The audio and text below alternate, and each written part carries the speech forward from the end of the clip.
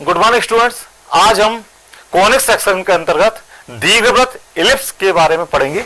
तो सभी छात्र देखें दीर्घवृत्त क्या होता है। तो हम यहां देखते हैं कि यह डायग्राम है, इसमें एक दीर्घवृत्त एक तल के दो बिंदुओं का समुच्चय है जो दो स्थिर बिंदुओं से दूरी का योग अचर होता है। तो यहां पर एक देखेंगे दीर्घवृत्त बना हुआ है, दो स्थिर बिंदु दिए हैं F1 F2। तो हम देखते हैं कि एक दीर्घवृत्त पर एक कोई बिंदु लेके चल रहे हैं, तो F1 P1 और दूसरे स्थिर बिंदु F2 है, तो F2 P1 यानी कि P1 का F1 से डिस्टेंस और F2 से डिस्टेंस, उनका योग जो है स्थिर होता है। यह मान कितना होता है? स्थिर होता है। ठीक है, यानी कि अगर हम P1 P2 से देखते हैं तो F1 P2 plus F2 P2, इसका मान भी एक कांस्टेंट होगा। कांस्टेंट मतलब स्थिर राशि होगी। क्लियर? तो ये दिख रहा है कि मान सभी के बराबर होते हैं, ये दिख रहा हुआ है। ठीक है, इसमें नाभियों को मिलाने वाले रेखाखंड के मध्य बिंदु को वृत्त का केंद्र कहते हैं। तो यह वृत्त का केंद्र है। और दीर्घवृत्त की नाभियों से जाने वाले रेखाखंड को दीर्घ अक्ष कहते हैं।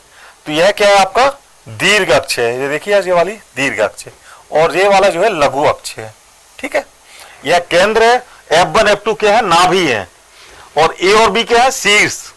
ठीक है, अब हम अगले क्वेश्चन में देखते हैं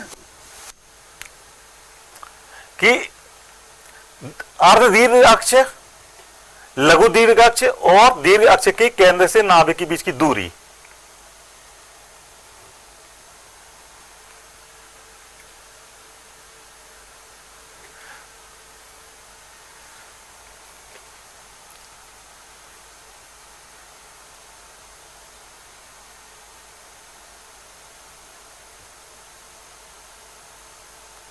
तो यहां पर देखते हैं, पॉज कर दिया क्या? दोनों नाभियों कौन कौन से?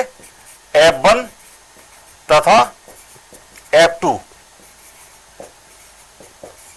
के बीच की दूरी को क्या माना हमने? 2C बराबर 2C है। ठीक है, और आपका दीर्घ अक्ष कितना होगा? दीर्घ अक्ष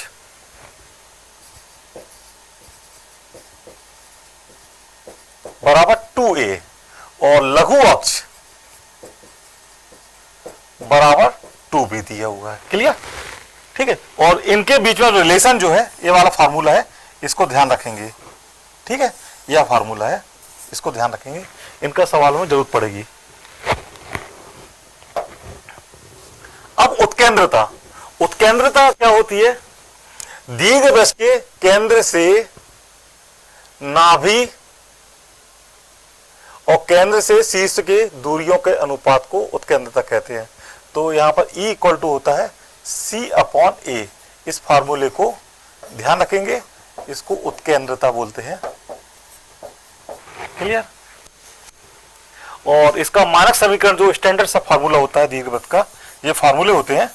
इसमें A और B आपके दीर्घ और लघु अक्ष हैं क्रमशः।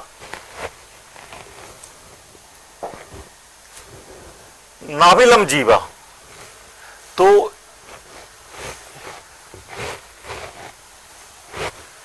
नाभिलंब की दोनों नाभिलंब की लंबाई बराबर होती है। और यदि हमने नाभिलंब को L माना है तो L का मान हम इस फार्मूले से ज्ञात करते हैं। इसको सभी बच्चे नोट कर लेंगे। ठीक है, अब हम इस क्वेश्चन को देखते हैं कि इसमें यह जो आपका दीर्घवृत्त का सूत्र आएगा x² 5² y² 3² इक्वल 1। क्लियर? तो यहां a इक्वल टू 5 और b इक्वल टू आपका 3 है। तो c इक्वल टू कितना होता है आपको बताया था हमने, a square minus b square. तो ये हो जाएगा आपका 25 माइनस 9 4। तो c का मान कितना है 4 है। ठीक है, अब हमको इसमें दीर्घ अक्ष और लघु अक्ष की लंबाई ज्ञात करना है। तो दीर्घ अक्ष की लंबाई कितनी दी है 2a, तो 2 इंटू 5 10। और लघु अक्ष की लंबाई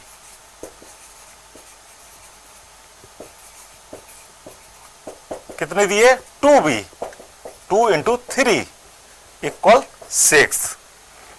ठीक है, उत्केंद्रता का फॉर्मूला क्या है? उत्केंद्रता का फॉर्मूला है c अपॉन a। तो c कितना है आपका 4 और a कितना है 5। तो उत्केंद्र आ गई आपकी। क्लियर?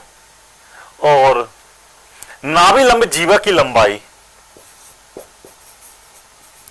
नाभिलंब जीवा की लंबाई, तो इसके लिए हमने आपको यहां फार्मूला लिखाया था कि क्या लंबाई, ये फार्मूला है ये वाला, तो इसको नोट कर लो।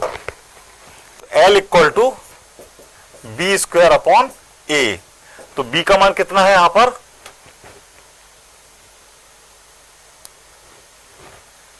b का मान है 3 स्क्वायर और a है आपका 5, तो 9/5 ये आपके आंसर है।